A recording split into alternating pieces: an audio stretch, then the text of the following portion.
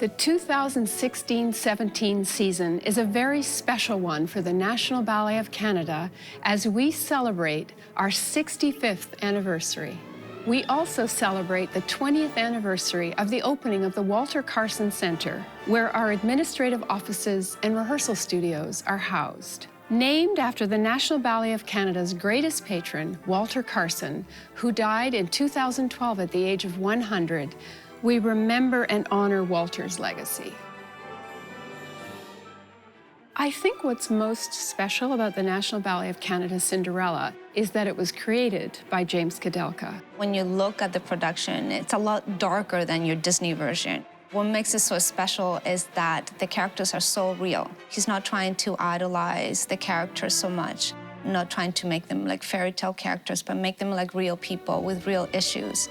James is one of the world's most musical choreographers, and his version takes full advantage of Prokofiev's vibrant and suggestive score. The Art Deco-inspired sets and costumes by Canadian designer David Beckler and the innovative lighting design by Christopher Dennis complete this visually stunning production. Erik Bruhn was one of the greatest dancers of the 20th century. His long and fruitful association with the National Ballet of Canada led to his artistic directorship in 1983 until his untimely death in 1986. Part of his legacy was the Erik Bruhn Prize, to award two young dancers, male and female, who reflect the technical ability, artistic achievement, and dedication of Erik himself. I think the reason that the dancers of the company love to dance the Ballet Onegin as much as the audiences love to witness it is because the roles are so rich and complex and dramatic and satisfying in every way. Choreographed by the great, late John Cranko, set to the music of Tchaikovsky with stunning sets by Santo Loquasto. Every scene, every moment, every bit of music makes the story progress and keeps you engaged until the very, very end. To me, it embodies what it means to be a dramatic actor as well as a dramatic dancer. From beginning to the end, you're sort of taking the audience on this incredible ride that is the beautiful Pushkin story about impossible love and regret. Gets me going absolutely every time. Of the countless versions of the Nutcracker, I believe ours is one of the best, and it's become a true tradition for families each season.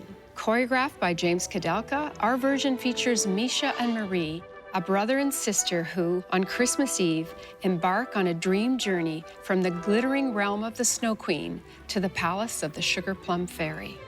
It really keeps people coming back season after season. I remember so clearly as a child dancing in this production of the Nutcracker and watching the principal dancers of that era dance the Sugar Plum Fairy. And so it's quite a remarkable experience for me now to be in that position surrounded by the children who are now coming up through the grades. It's hard for me to imagine that they may be thinking of me the same way that I thought about the leading dancers at the time. Will Tuckett is a wonderful British choreographer who I had heard was creating very successful family-oriented productions at the Linbury Theatre in the Royal Opera House. And so I decided to invite him to create Pinocchio, especially for us. Telling a story like Pinocchio, one of the things that's great is it's a piece of literature, but it's also very well known as a film. It's had lots of different takes. There's an opera of it as well. It's such a sturdy story. The Collodi is such a fantastic source material that to go back into it and re-explode it, one can never take away from the original, and so all one can do is have a different take on it.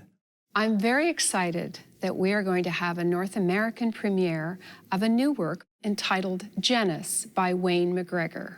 The National Ballet of Canada was the first company outside of the Royal Ballet to perform his sensational chroma, and it has become one of the most popular works in the National Ballet's repertoire.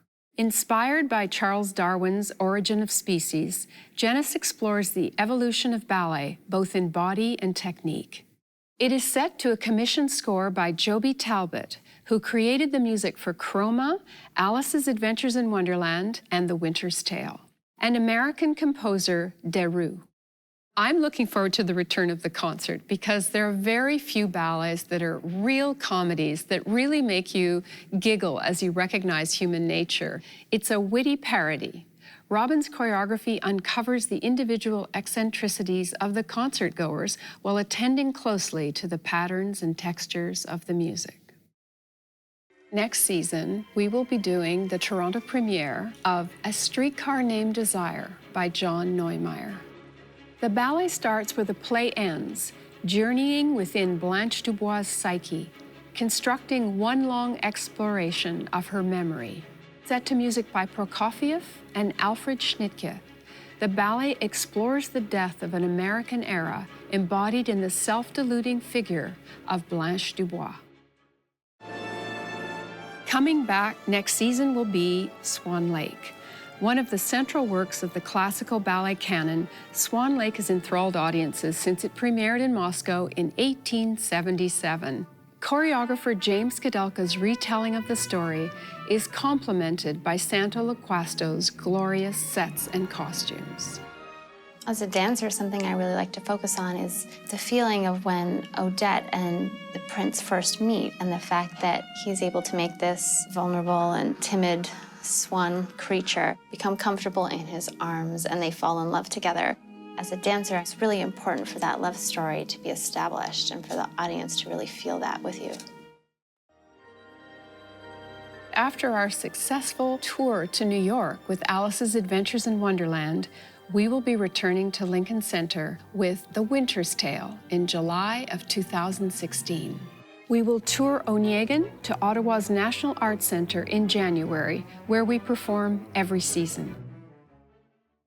This coming fall, we will be participating once again in World Ballet Day, which will see extraordinary and unprecedented access behind the scenes with the world's leading ballet companies. We will partner once again with the Australian Ballet, the Royal Ballet, the Bolshoi Ballet, and the San Francisco Ballet. In the fall of 2016, in collaboration with the Art Gallery of Ontario, the National Ballet will present a performance in conjunction with the Lawren Harris exhibition. Robert Binet, choreographic associate, will create a new work that captures the dynamic forms and emotional themes of Harris's work, performed by artists of the National Ballet, with live music at the AGO. I am so looking forward to the 2016-17 season, and I hope to see you at the theater to experience the depth, breadth, and artistry of the National Ballet of Canada.